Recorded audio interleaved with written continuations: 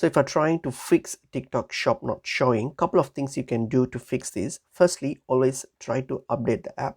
So go to your Play Store, okay, or App Store, and then search for TikTok and see if there is any update to the TikTok.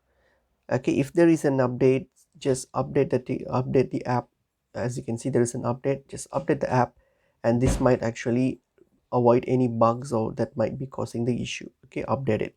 Second thing that you can do is clearing the app cache. So open up TikTok. So go to TikTok, go to your profile, and once you're on your profile here, what you're going to do is you're going to go and click on these three lines here on your top right. So click on the three lines and then go to settings and privacy, and from the settings and privacy scroll all the way down and you will see this option where it says free up space.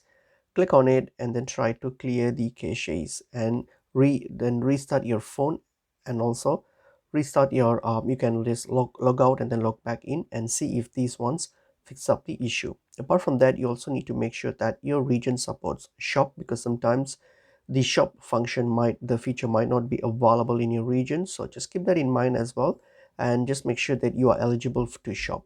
So try all these troubleshooting tips, and this should now help you to fix up the your TikTok not showing issue. Hope the information and video helps.